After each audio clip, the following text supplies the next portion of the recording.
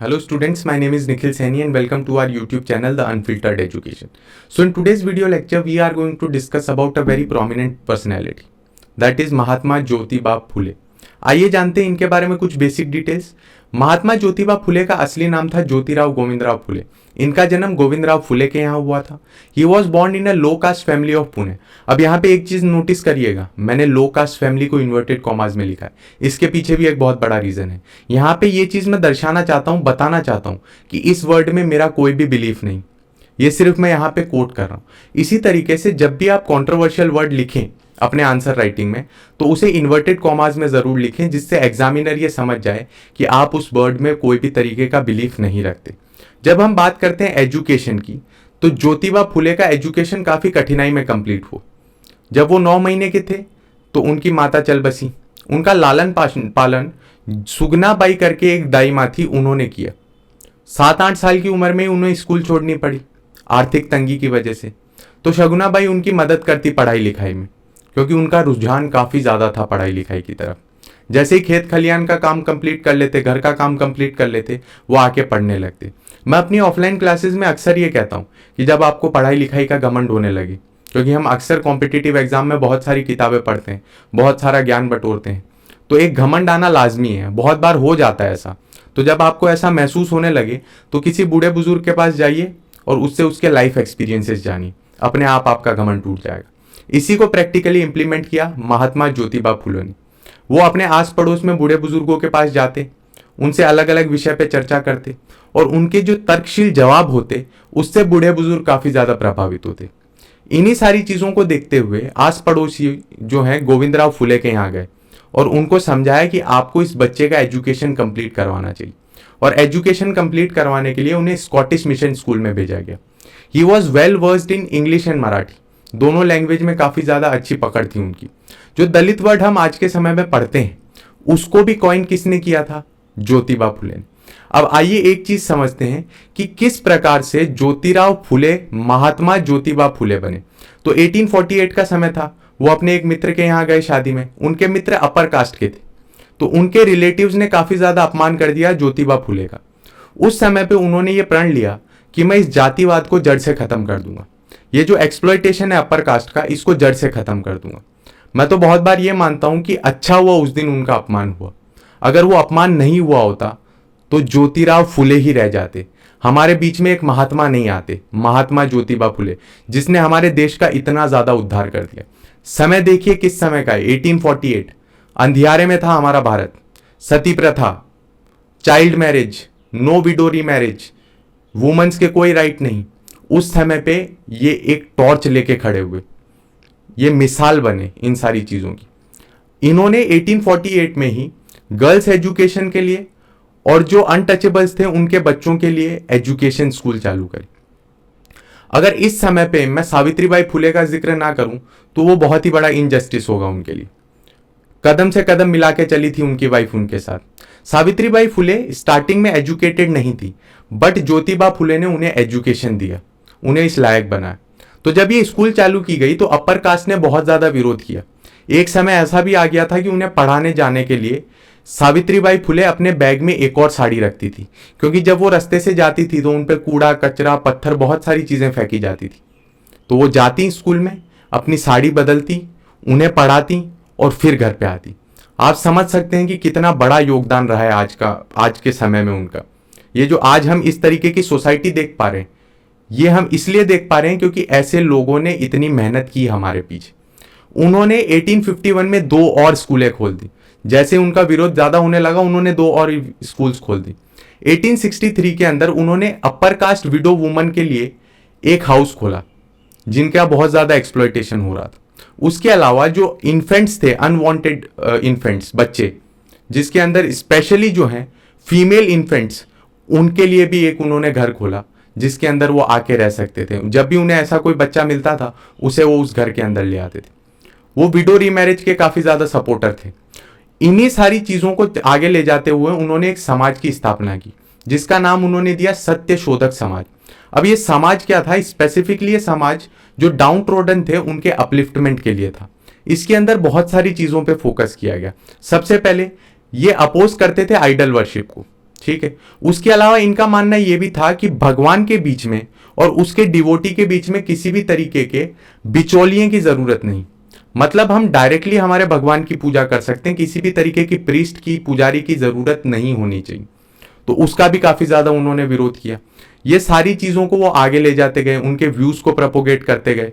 उन्होंने बोला कि जितने भी शादी ब्याह या जो भी तरीके के फंक्शन होते हैं उसके अंदर आप प्रीस्ट को बुलाना बंद कर दें, उन्हें ना लेके आए यहाँ पे। रैशनल थिंकिंग प्रमोट करें, लॉजिकल थिंकिंग प्रमोट करें। इन्हीं सारी चीजों के थ्रू वो एक यूनिवर्सल रिलीजन भी बनाना चाह रहे थे। अब यहां पे एक चीज नोटिस कर लीजिएगा कि ये सारी चीजें ये नहीं दर्शाती कि वो नास्तिक थे, उनकी आस्था थी, बट उनका मानना था कि किसी भी तरीके से बीच में कोई भी नहीं आ सकता। जो एक्सप्लॉयटेशन हो रहा है या फिर जो स्क्रिप्चर्स में हम लिखी हुई चीजें देख रहे हैं उन्हें डेलिबरेटली ऐसा बनाया गया। जो अपर कास्ट है उन्होंने ये फ्रेमवर्क जानबूझ के इस तरीके से स्टैब्लिश किया है ताकि वो एक्सप्लॉइट कर सकें लोअर क्लास का। उन्होंने कहा कि ऐसे जो भी स्क्रिप्चर्स हैं जिसके अंदर ऐसा लिखा गया है कि लोअर क्लास के साथ ऐसा बिहेवियर होना चाहिए या उन्हें ऐसी पनिशमेंट मिलनी चाहिए, उसे बिल्कुल पूर्ण रूप से खारिज कर दिया जाए, उसमें आप विश्वास ही ना रखें। और ये जो रिजिडिटी है, अनटचेबिलिटी है, इसे ब्रेक कर दें। ये सारे व्यूज थे उनके, किसके? सोशल रिफॉर्म्स के ऊपर। जब हम उनकी बात करते हैं कास्ट सिस्टम के ऊपर, तो मैंने आपको ये चीज बताई कि उनका मानना था कि ये सारी चीजें अपर क्लास के द्वारा बनाई गई और इसे जानबूझ के रिजिड रखा गया है ताकि इंस्टीट्यूशनलाइज्ड फॉर्म में जो है एक्सप्लॉयटेशन की जा सके। वो बहुत सारे अलग अलग जो विद्वान थे और हम बोल सकते हैं महात्मा थे, उनकी जीवनियां पढ़ते थे। उसके अंदर से उन्होंने एक चीज डिराइव की कि भगवान के लिए सारे बच्चे एक बराबर हैं। तो जब सारे बच्चे एक बराबर हैं तो man and woman and even in that जो कास्ट सिस्टम है उसमें भी सब बराबर हैं बाय बर्थ। कोई भी इंफीरियर नहीं है और कोई भी सुपीरियर नहीं है। उन्होंने ये सारी चीजें बताई। हिंदू स्क्रिप्चर्स के बारे में जैसे मैंने आपको बताया कि उसमें ऐसी कोई एक्सप्लॉयटेटिव चीज बताई गई है तो उसे भी उन्होंने खारिज कर दिया और वो एक यूनिवर्सल रिलीजन बनाना चाह रहे थे। ये सारी चीजें उन्होंने प्रोपोगेट किसके द्वारा करी? सत्य शोधक समाज के द्वारा। इन्हीं सारे आइडियाज को प्रोपोगेट करने के लिए उन्होंने एक वीकली भी चालू की जिसका नाम उन्होंने दिया दीन बंधु। ये उनकी वीकली थी। ठीक, अब आइए जानते हैं उनके रिव्यूज ऑन ब्रिटिश रूल। अब उनका मानना था कि जो थोड़ी बहुत इंप्रूवमेंट आई है डाउन ट्रोडन के कंडीशन के अंदर, उसके लिए रिस्पॉन्सिबल है और उसका क्रेडिट हम देंगे ब्रिटिश रूल को। बात बहुत सही है, आप कंफ्यूज लगेंगे थोड़े से, बट ये बात बहुत सही है। ब्रिटिशर्स के लिए कोई क्षत्रिय नहीं, कोई ब्राह्मण नहीं, कोई दलित नहीं। ब्रिटिशर्स के लिए हम सिर्फ इंडियंस थे। सबको वो बराबर रख के चलते थे, सबका बराबर रूप से एक्सप्लॉयटेशन करते थे और जो भी कुछ फैसिलिटीज देते थे वो थोड़ी बहुत माइनर सी, वो भी सबको बराबर रख के देते थे। तो वो जातिवाद और इन सारी चीजों के अंदर विश्वास नहीं रखते थे। ठीक, उसके अलावा उनका ये मानना था कि ये चीज है जिसके अंदर वो सही है, बट उसके अलावा उन्होंने क्रिटिसाइज भी किया ब्रिटिश रूल को काफी जगह। उन्होंने पहली चीज ये बोली कि आप हायर एजुकेशन के लिए प्रोविजंस बना रहे हैं, बट सिर्फ हायर एजुकेशन के लिए ना बनाए। आप एक काम करें, आप मास एजुकेशन दें। जब तक मासेस एजुकेट नहीं होंगे तब तक वो चीज जो है आगे नहीं आएगी, मासेस ग्रो नहीं करेंगे। 1882 में जो हंटर कमीशन आया उसके अंदर भी इन्होंने अपनी एक रिटन एप्लीकेशन दी जिसके अंदर अपने व्यूज इन्होंने शेयर किए हंटर कमीशन के साथ। इसके अलावा उन्होंने कहा जो इकोनॉमिक पॉलिसी का फ्रेमवर्क है, जिसको हम किसी और वीडियो में इन डिटेल समझेंगे कि किस तरीके से ब्रिटिश इकोनॉमी ने, इकोनॉमिक पॉलिसीज ने इंडिया को एक्सप्लॉइट किया, तो उसके खिलाफ भी काफी ज्यादा लिखा। उन्होंने कहा कि ये जो इकोनॉमिक पॉलिसीज है ये पुअर पीजेंट्स को काफी ज्यादा एक्सप्लॉइट कर रही। अब समझते हैं उनके वर्क्स क्या क्या है। तो उनके ये सारे वर्क हैं, आप यहाँ पे देख पाएंगे। ये सारी चीजें आप नोट डाउन कर लीजिएगा और इसे समझ लीजिएगा। इसके अंदर ये जो तीसरे नंबर की गुलामगिरी है ये काफी ज्यादा, मैं बोल सकता हूं, एकदम रॉनेस के साथ लिखी गई है। उनकी जो लिखाई थी वो ज्यादातर मराठी में लिखते थे, पर वो जो तरीके से लिखते थे काफी ज्यादा सार्केस्टिक थे। उनकी बातें काफी ज्यादा सटीक थी और मैं बोल सकता हूं बहुत ही ज्यादा चुभने वाली थी। तो ये गुलामगिरी जो है ये आज की कंडीशन में भी बहुत जगह एप्लीकेबल है। उसके अलावा इनके बहुत सारे पॉलिटिकल आइडियाज भी थे। ये पॉलिटिकली एक्टिवेट नहीं थे, बट ये क्या है, इनके आइडियाज बहुत ज्यादा थे। जैसे कि इनका मानना था कि ना ही सिर्फ इक्वालिटी बिफोर लॉ होनी चाहिए, बट इक्वालिटी ऑफ अपॉर्चुनिटी भी होनी चाहिए। जितनी भी तरीके की जॉब्स होनी चाहिए वो भी क्या है, सबको मिलनी चाहिए। तो ये सारी चीजें उन्होंने शेयर की। थॉमस पेन से काफी ज्यादा प्रभावित थे उन।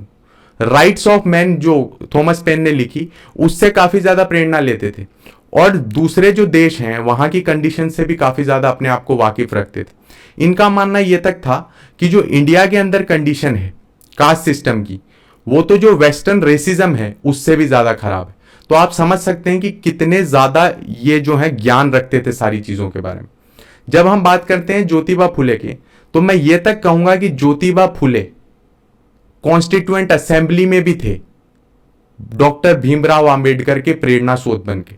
डॉक्टर भीमराव अंबेडकर का मानना था कि बुद्धिज्म के साथ साथ, बुद्धा के साथ साथ ये भी मेरे एक गुरु हैं, इन्होंने भी मुझे बहुत सारा सिखाया। बहुत सारे सोशल मूवमेंट्स हुए यूपी के अंदर, साउथ इंडिया के अंदर, जिनकी इंस्पिरेशन हम ये बोल सकते हैं कि महात्मा ज्योतिबा फुले के थ्रू डिराइव की गई। हर एक शिक्षक के लिए, जो पढ़ रहा है उसके लिए, हर एक के लिए ये बहुत बड़े एक प्रेरणा स्रोत थे। तो इसलिए आज तक इनकी बहुत ज्यादा वैल्यू है। इनके आइडियाज मैं कह सकता हूं कि जब इनकी डेथ हुई 1890 में, उसके बाद बहुत ज्यादा फैले। इनके सत्य शोधक समाज की पूरे महाराष्ट्र के अंदर ब्रांच खुल गई थी कुछ ही महीनों के अंदर। तो आप समझ सकते हैं कि कितना बड़ा योगदान रहा है इनका ह्यूमैनिटी के लिए, सोशल वेलफेयर के लिए, हमारे पूरे हिंदुस्तान के लिए। So this was all about Jyotiba Phule. I hope you like this video lecture. Thank you very much for watching.